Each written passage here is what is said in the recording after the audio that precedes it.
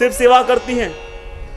हे प्रभु क्या बताऊं, हम लेना तो चाहती थी, पर आपकी नेत्रों में पता नहीं ऐसा क्या कामन टोमन है कि जब उस नेत्रों की ओर हम देखते हैं तो आपके नेत्र तो सबसे पहले हमको हमारा स्वार्थ भुला देते हैं।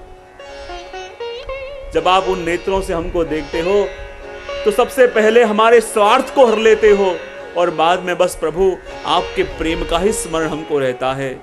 इसलिए हे प्रभु, जब आपने उन नेत्रों से हमको देखा, हमें हमारे सुख की कोई कामना ही नहीं रही, हमको तो मात्र प्रभु आपके सुख की कामना रही और आपके प्रेम का स्मरण रहा।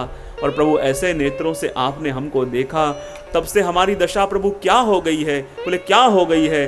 तो कहते हैं आंख सो लड़ी जबते तबते ये रहे असुआ रंग भीनी। हे प्रभु ऐसा ही हुआ जब आपने हमारे नेत्रों की ओर देखा और हमने प्रभु आपके नेत्रों की ओर देखा और ऐसा लगे मानो आज दोनों के नेत्रों में द्वंद्व युद्ध हो रहा है। जब प्रभु आपने हमारी ओर देखा और हमने प्रभु आपके नेत्रों में देखा और ऐसा लगे मानो हम दोनों के नेत्रों के बीच में द्वंद्व युद्ध हो रहा है और उस युद्ध के अंदर प्रभु हमारे नेत्र परास्त हो गए और आपके नेत्रों की जीत हो गई। और जैसे युद्ध में कोई हार जावे तो आजीवन उसका गुलाम होके रहता है, वैसे ही प्रभु जब आपकी दृष्टि हम पे पड़ी और हमारे नैन आपके नैन से लड़े और ऐसा युद्ध हुआ जिसमें हमारे नेत्र सर्वस्व हार गए और जैसे कोई हारा हुआ आजीवन गुलाम होके रहता है, ऐसे ही प्रभु हमारे नेत्र भी आजीवन आपके गुलाम होके रह गए। उनके मन में अपने लिए कुछ विचार ही नहीं आता, वो मात्र और मात्र प्रभु आपका ही विचार करते हैं। इसलिए तो कहा लोचन भय शाम के चेहरे एते पे सुख पावत कोटिक मोतन फेरे। कहते हैं ये गुलामी भी कैसी है, जब कोई किसी की गुलामी करता है तो गुलाम को कभी भी सुख नहीं मिलता। पर गोपियां कहती हैं जिस समय हम दोनों के नेत्रों में परस्पर द्वंद्व युद्ध हुआ और हमारे नेत्र प्रभु आपके नेत्रों के आगे आके हार गए और आपके गुलाम बन गए, पर गुलाम को कहीं सुख नहीं मिलता, पर आपके गुलाम बन के इन नेत्रों को प्रभु कोटि सुखों का अनुभव हो रहा है। ये प्रभु आधीनता भी इतनी मधुर लग रही है कि इस आधीनता को हम प्रभु छोड़ना भी नहीं चाहते। और हे प्रभु वही आपके नेत्रों का स्मरण करते हैं और यही चिंतन करते हैं कि प्रभु हमें आपको देखने की जितनी चाह है, क्या उतनी कुछ चाह भी कभी प्रभु आपके मन में हमको देखने की होती है? चाहे प्रभु आपके मन में हमें मिलने की भावना न भी होती हो, सिर्फ हमें अच्छा लगे उसके लिए तो एक बार कह दो। यदि अच्छा लगे उसके लिए भी एक बार आप कह दोगे कि जितना हम आपके लिए तड़पते हैं उसका कुछ भाग कभी तो हम भी आपको याद आते हैं। यदि एक बार आप कह दोगे तो प्रभु हमको सुख मिलेगा, क्योंकि स्नेह का लक्षण ही है उन्हें भी जो से उल्फत हो मिलने की, उन्हें भी जो से उल्फत हो तो लुफ्त उठे मोहब्बत का। उन्हें भी जो से उल्फत हो तो लुफ्त उठे मोहब्बत का। सिर्फ हम ही अकेले तड़पते रहें तो उसमें क्या मजा है?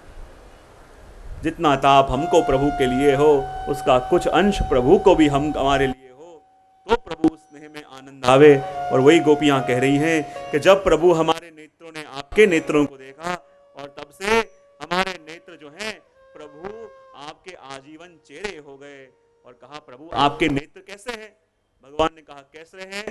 तो कहते हैं शरद उदास ये साधु जात स सरसी जोदर श्री मृषा दृशा।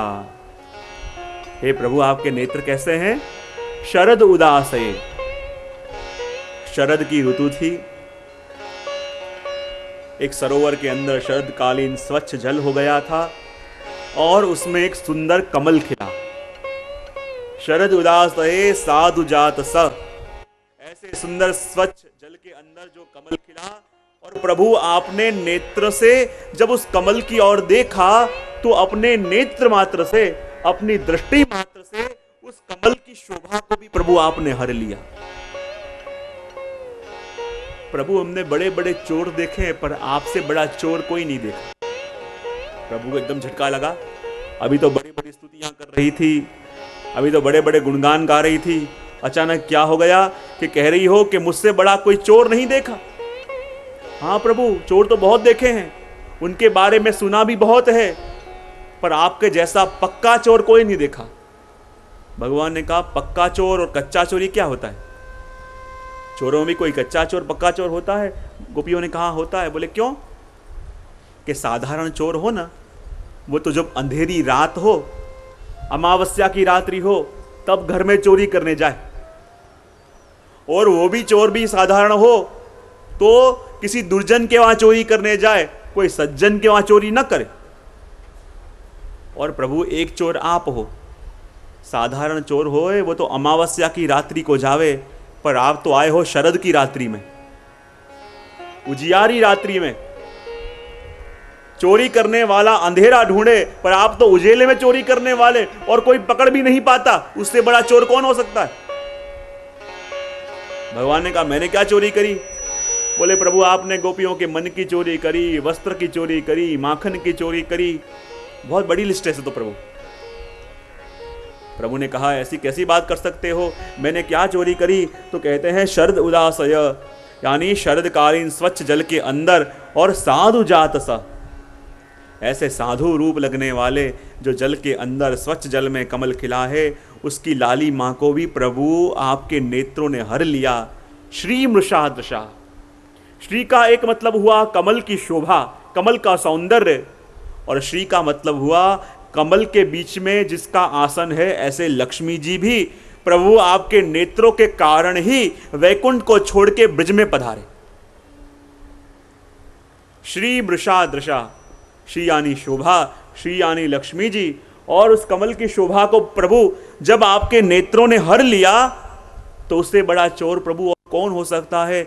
और उस कमल की शोभा को प्रभु आपने अपने नेत्रों में धारण कर लिया, और आपके नेत्र प्रभु कमल समान हो गए। प्रभु ने कहा मेरे नेत्र कमल समान है? बोले हाँ, कि जिसके अंदर शरद ऋतु है। भगवान ने कहा कैसे कहते हो? गोपियाँ कहती हैं प्रभु हम आपको क्या बतावें, आप स्वयं जानते हो कि ये जो 6 ऋतु है ना, ये 6 और 6 ऋतु और कहीं नहीं, पर आपके श्रीअंग में ही बसती है। प्रभु ने कहा मेरे श्रीअंग में? गोपियों ने कहा हाँ प्रभु, ये 6 ऋतु का वास प्रभु आपके श्रीअंग में है। प्रभु ने कहा कैसे? गोपियाँ वर्णन करती हैं प्रभु जब आप छोटे से थे और नंद भवन में खेल रहे थे, उस समय प्रभु वर्षा काल थी, वर्षा की ऋतु थी, और उसी समय जब प्रभु आप नंद भवन के आंगन में खेल रहे थे, आकाश में काले काले बादल उमड़ आए, आकाश में बिजलियां चमकने लगी, दादुर मोर पपीहा बोलने लगे, और वर्षा ऋतु का आगमन हुआ। बूंद चानक लागे सखी रे, बूंद अचानक लागे, बूंद चानक लागे सखी रे, बूंद अचानक लागे,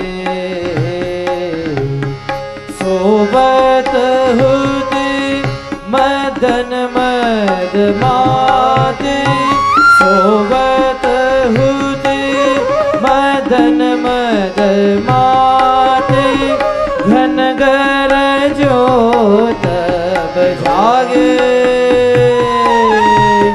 घन घर जो तब जागे सखी रे, बूंद अचानक लागे। आकाश में काले काले बादल मंडराने लगे, और एक घना श्याम बादल जब बराबर नंदालय के ऊपर आया, और जहां प्रभु के श्रीअंग के ऊपर दृष्टि पड़ी और प्रभु के श्रीअंग की श्यामलता को देखा, वो बादल विचार करने लगा, अरे जब ये सुंदर बालक की श्यामलता को देखता हूं तो मुझे पता चला कि मेरे प्रागट्य का मूल कारण क्या है।